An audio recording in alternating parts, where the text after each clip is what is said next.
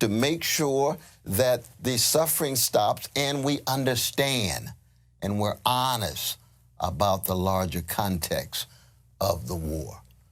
And unfortunately, we just don't get this kind of perspective, you know, in corporate media. Thank God for Democracy Now! And thank God for a few other venues that try to tell the truth about this. Because you know, my dear sister Amy, that I'm a jazz man in American politics, and jazz is about blues, and blues is about catastrophe, lyrically expressed and candidly confronted and artistically transfigured. And the catastrophes have to be wrestled with. It can be ecological ones. It could be economic ones of grotesque wealth inequality. It can be social ones, political ones, psychic ones. And then there is swing, which is a different conception of time.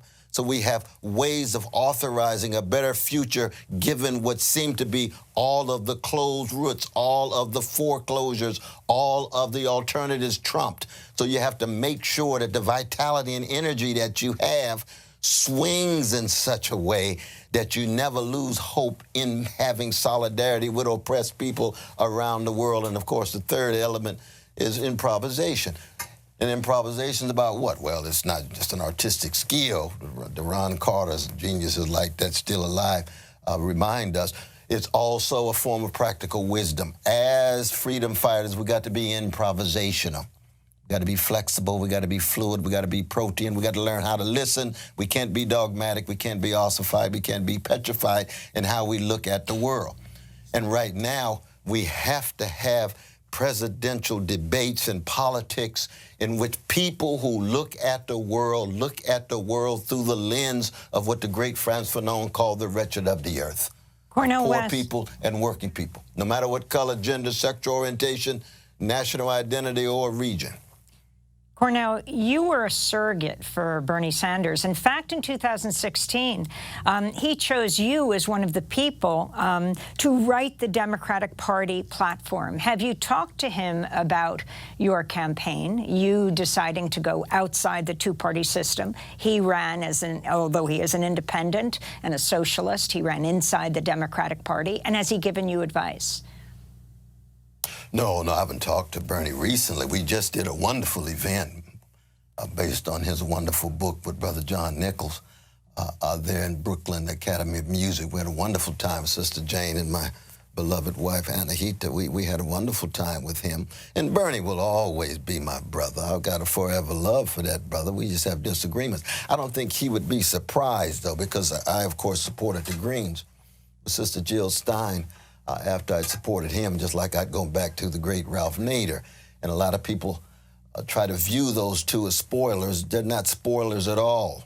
You had mediocre neoliberal candidates who could not galvanize the public, so you don't blame it on the weaker parties. And we will never actually be able to deal with the escalating fascism in America with milquetoast neoliberalism. You just end up with caretaker government. You end up with postponing the collapse of democracy, as my dear brother Jeff Stout says.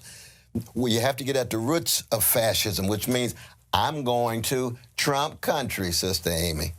I'm going to talk to those white brothers and talk to those white sisters and say, quit scapegoating the most vulnerable. Let us confront the most powerful. I don't have a minute for any kind of xenophobia, but at the same time, I know you're catching hell. I know many of you have been losers in corporate globalization. You've been pushed against the wall by big monopolies and oligopolies. You have difficulty trying to engage in any kind of unionization. You have to transform and transpose and filter your fears through different means rather than following a neo-fascist Pied Piper. We got to be able to speak to these folk directly and as fellow citizens, and I plan to do that. Now, of course, I come out of the black tradition, and so I've got to wrestle with my own black bourgeoisie. I got to wrestle with my own black politicians who reinforce the neoliberal hegemony in the black community. And I got to do it lovingly, but I'm going to do it in a very direct way that they, in many ways, have given up on the legacy of Martin Luther King Jr. They've become intoxicated too often with the felicities of bourgeois existence, intoxicated with the wine of the world, as the great Negro national anthem, Lift Every Voice, says. But we got black poor, black working people catching hell, mass incarceration, crime against humanity. Who's the major architect of mass incarceration? Joe Biden. Invasion and occupation of Iraq. How many precious Iraqis killed? At least 500,000. Iraqi life has exactly the same value as a life anywhere else in the world, as a Palestinian life, a Jewish life, a Lithuanian life, an Ethiopian life, Mormon life, whatever. Professor West, I wanted to go to one of your first campaign videos, which features a clip of an interview you did with podcaster Joe Rogan. Last year, Spotify faced a wave of calls to remove Rogan from its platform for promoting misinformation about COVID-19, but also after this video resurfaced showing Rogan using the N-word on his show 24 times. I just want to play a clip. You know, saying the word. You've already said is just like saying she's calling you a like this boy that he's a but starts calling them. You had people like India Arie and others actually pull their music from Spotify. She would later put it back on and said she felt like she had accomplished a lot in pointing out what he was doing, especially in using the N-word. Can you talk about why you featured him in your campaign ad? Well, one is it's an attempt to show that we have to have a realignment, which means you have to be able to speak to people you have some deep disagreements with.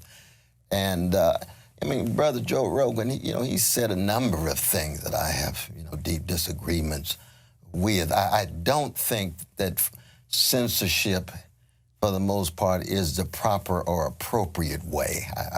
I really don't. I think that people must be free to express themselves, but you would hope that they would have respect for others, especially black folk, indigenous peoples, gay brothers, lesbian sisters, Jews, Muslims, Arabs, those who traditionally have been degraded.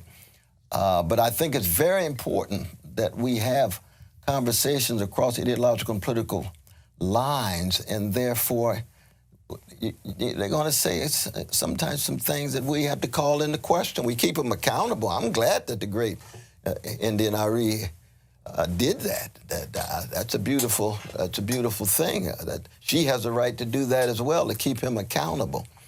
But I am suspicious of this censorship because usually the censorship in the end zeroes in on freedom fighters, love warriors, the wounded healers. You think of the great Paul Robeson, you think of Claudia Jones, you think W.B. Du Bois, you think of Luisa Moreno, who I'd mentioned, one of the greatest of the Latino freedom fighters in the last 150 years, who was deported to Guatemala because she supposedly had communist associations and so forth. So that kind of censorship is something that I'm very, very suspicious of. I've got deep libertarian sensibilities in that regard. India Arie also said she's against cancel culture and ultimately went back on Spotify.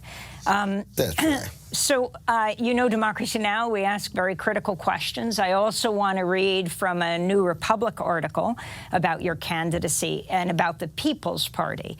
The article states, quote, "While the party began in 2017 with noble roots to form a new political party independent from corporate money and influence, it's been mired in troubling allegations as well as broader organizational dysfunction, numerous sources of corroborated sexual harassment allegations against party founder Nick Brana.